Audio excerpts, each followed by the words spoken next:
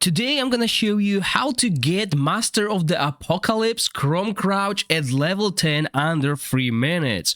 Before we get to this point, get free rewards by supporting me. Go to my Netmarble Content Creator Support Program webpage, click on the support button, and that's it. When I receive a coupon, all my supporters will. It's so simple and free for everyone, so don't wait, thanks. I'll show you the starter point that added and how my team evolved into a monstrous team. There are a few things that you need to know about this boss. First of all, at the beginning of the battle, the boss removes 3 heroes from the battle, but you can cheese it, as I said, using Guinevere. Here is an example of how it works with the team you see on the screen. The boss is supposed to swallow 3 of them, but he only does 1. If you don't have Guinevere, you'll need to reset the fight until you can get your strongest damage dealer on the battlefield. As soon as you hit certain thresholds, the boss will spit out your heroes. This dungeon is very crucial as the tomes we get are used to improve the skills of our relics, and some of them can be a game changing. They can extend the duration of debuffs, increase the duration of buffs, and also deal additional damage. When you start, you will struggle getting through these levels without Guinevere, but once you build up your damage dealers, you will eventually get to level 4 and you can farm rare tomes.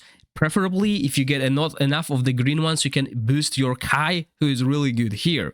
Now, another thing that is worth mentioning here, you need to bring multi-hit hero, such as Kai, and you need to bring someone with crowd control. So the biggest step, the biggest obstacle for you will be going from level 4 to level 5 and finally start farming these legendary tomes. So how to do that? Let's build a team just for it.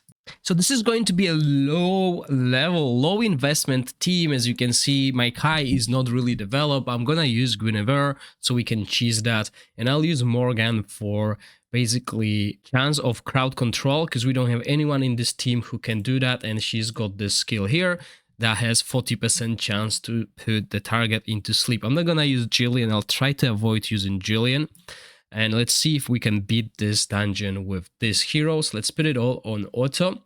So as I said, we're gonna cheese it. So this way, we will be able to get only one of our heroes out, and that's going to be Guinevere, and we're gonna hit with our damage dealers. Now we got to the first stage. So the boss is going to speed out our Guinevere, which is good. That's what we wanted. And as you can see, Kai has enough damage. She's really weak. I don't have good equipment on her, but we're taking down the boss. Single target, that's what I said. We need multi-hit, we need some crowd control, and we're just going for it.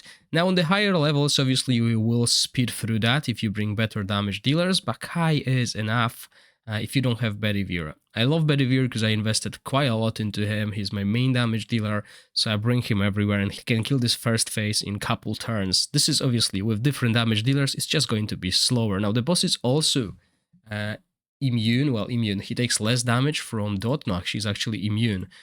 So at the first phase he is immune to the dot, but on the second phase he's not. But you know, while Rosier is good, I think Kai works just as well as we can get, yeah? And yeah, without the Guinevere, this phase will be a little bit different, and I'll explain that after this fight. Okay, we get through this phase. In here, if you struggle to survive, because your healer is not good enough, go for the ice. Kill the ice, they are easier to kill, and then focus on the boss.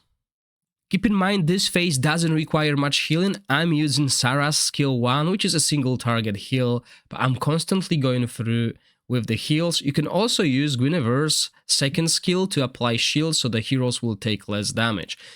Now, when we get to the second phase, this is when things are going to be interesting. We will stop auto-attacking when the boss has a turn, as we will need to interrupt whatever he's throwing at us. So, the first thing that he does, he puts this, he's charging this attack and only multi-hits will interrupt it.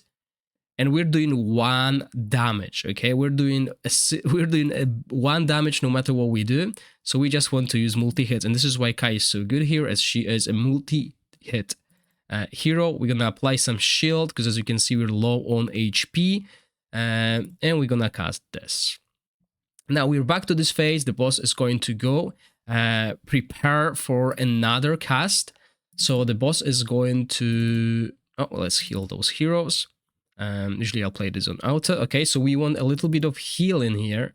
We need to make sure we survive whatever damage comes our way. We don't care about the damage. We're far away from any kinds of enrages, right? So as you can see, we're healing up, making sure we're ready for the next thing to come. And the next thing to come is the CC one. So we got 40% chance to apply this, and we did. As you can see, the boss leaves automatically the previous phase, and now we just focus the head. The boss, whenever he's got a return, he will try and charge these skills again, so we can just slowly tickle him and kill him eventually. Sarah is feared now, that's fine, we still got it. The boss is at low HP, as you can see. Kai will do some damage. And I think the boss has bugged during the fight for me, because I was dealing 1 damage to him constantly, even in the previous phase. Now he's apparently in the one when he does that. I think it's just bugged during the recording. Of course it did, right? Because why it wouldn't? As you could see in previous part, I was dealing 1 damage nonetheless. Okay, so now the boss will go once again into this, and we want to do crowd control. Okay, so 40% chance to apply it, and we did it. Okay, remember, effect accuracy is important to apply such things, and we got it twice. Obviously, it's RNG. If you don't have anyone else to apply crowd control, you basically have 40% chance to do so, and you might fail. It's easy to fail. It's possible, right? So hopefully I can take down the boss before he goes into phase again, because he will do it every time. As you can see, accumulate anger, and now we will be hitting 1. Is it now? Yeah, so we started hitting 1 because he's charging. Again, I think it bugged because usually it doesn't work like this. So we need multi-hits. And there we go. Again, multi-hits. Take the boss down. Now, when you get to the higher levels, you need hit accuracy on your heroes. Otherwise, they will be failing this constantly, and you don't want them to fail. You want them to pass through that, so we can get and kill this boss quicker, basically.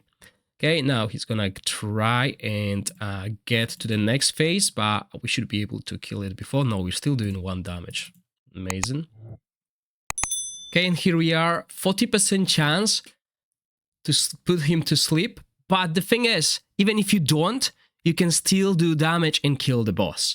So there we go, level 5 cleared, chance to get legendary tomes. And I should have not saved that.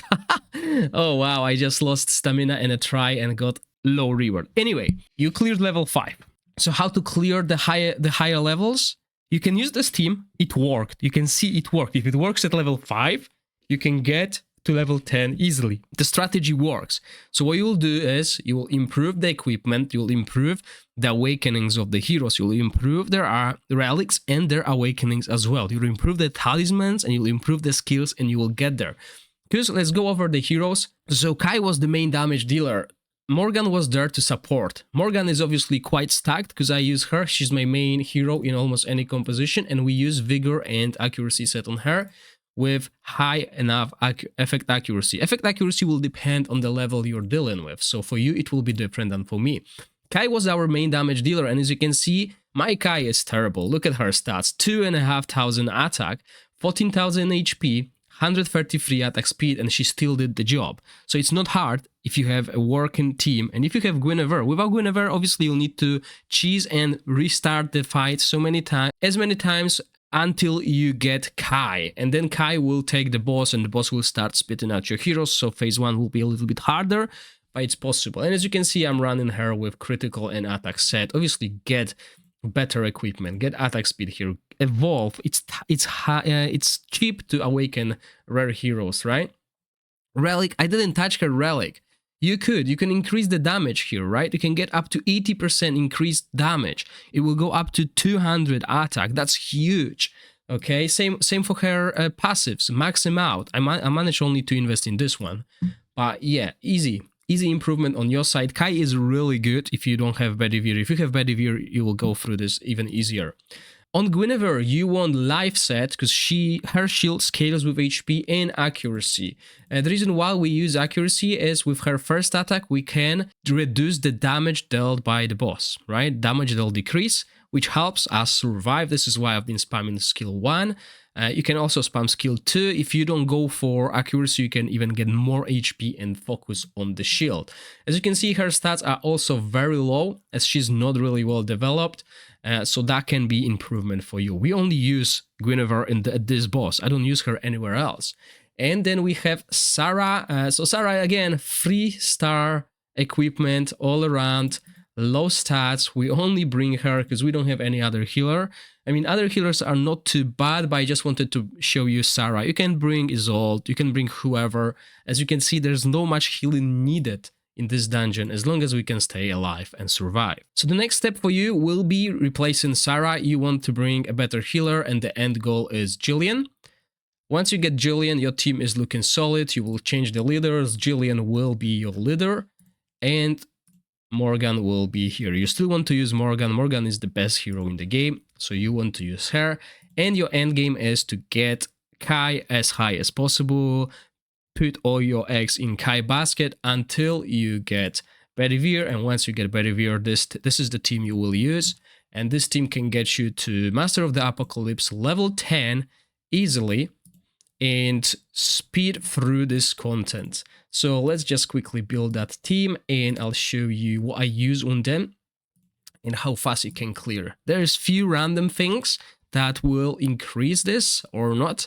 But yeah, so my Jillian, right now, 6-star awakened. She was second hero that I awakened. She's using vigor and accuracy set and also has immortal keepsakes. I could use attack speed here. I don't really need much healing, but I still couldn't craft it, okay?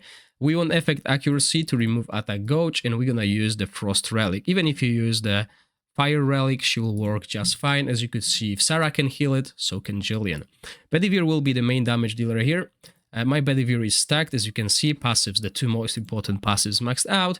I built him with attack and critical set with focus. This is my first focus set and works really well. You want to have hit accuracy, preferably on orb and also in here, but since he's always hitting at this level, I don't need more attack hit accuracy than he has. And obviously we're gonna use Frost Relic. And then we have Guinevere. So I showed you Guinevere already. I'm not gonna go over that because I didn't change her equipment. And Morgan, same way, we don't change anything. Now, if you have Morgan Wind, you Storm Relic that you can purchase, you'll change that here. That's the biggest difference because then we have very high chance of crowd controlling with skill 3. We were quite lucky with crowd control on that boss with 60%, but now with 40%, but now we got 60% here with this skill. And it's AoE, which will also help with other things. So let's play this battle. And again, don't press the repeat battle because in the second phase you want to use the crowd control abilities rather than damage. As you can see, we're gonna focus on this one, and Guinevere with skill 1 and Jillian with skill 2. Now we're gonna change this to skill 1 because we don't need any extra sustain. And if the Guinevere crits really well on the first turn, we're gonna get the boss down quite quickly. As you can see, he only critted once, but we got almost 30% of the HP in the first turn. Then we were hoping for another crit. It didn't happen, but it's still okay. We skipped the minions. The minions are not going to spawn, which means the boss will not be doing any extra damage. We absorb the AoE damage and we just go until we get to the next phase. Once we get to the next phase, focus boss. When you get first to this level, you won't be focusing boss. You will try to kill the eyes to survive as long as possible, not to get interrupted. But if you can manage to get this Crom couch to the second phase quickly, it will be even better because it will obviously speed up the whole process. And that's what matters. We want to speed run this. Just make sure you target the right parts of the body and pray for Guinevere's cooldowns, for Guinevere's passive to hit Crom couch instead of additional target. Now, my Guinevere doesn't use Vigor set. I could have improved that by putting Vigor set with a lot of HP. And there we go, we entered this phase. Now, all we are hoping for speedrunners is that the boss doesn't get a turn, and he does. So now we need multi-hit. This will slow us down. Usually you can even kill the boss before he goes into that, depending on the rotation and how many crits you did. Because remember, Guinevere is doing no damage here. Everyone is doing 1 as long as they hit, as you can see. And now we can take down the boss if Guinevere decides to crit, but he didn't, because I'm running 20% crit rate on Guinevere, which is kind of getting on my nerves now. I think I'm gonna go for 60% going forward. And actually, we should be crowd controlling here.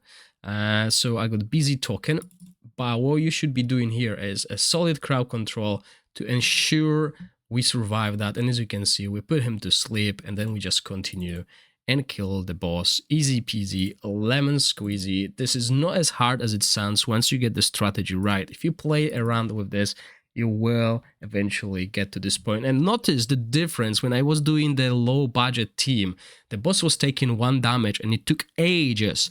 But with this team, the boss is not taking 1 damage. It didn't bug in any way, and we killed the boss. Now getting the legendary tomes in a massive armament, as you can see, 10 fire and 20 storm. Once again, Guinevere, quite mandatory here if you want to have an easy time. If you don't have Guinevere, you can bring whatever you want and just cheese it, and I'm going to show you how it works. So when you start the fight, 3 of your heroes will be swallowed. So all you need is your damage dealer. If it's not your damage dealer, you forfeit and you retry until you get your damage dealer. Otherwise, it's just gonna take so long. But this is why Guinevere is really good here. This is the only reason we use Guinevere here for real, because it saves us a lot of time. Damage dealer, is it Guinevere or anyone else, you're just back on track. Hopefully you will crit, get that over, and you'll get one of your heroes spit out, and then you focus the boss again. Let me know in the comment section what team you're using here and how far did you get. Get free rewards by supporting me. Go to my Netmarble Content Creator Support Program webpage, click on the support button, and that's it. When I receive a coupon, all my supporters will. It's so simple and free for everyone. So don't wait. Thanks.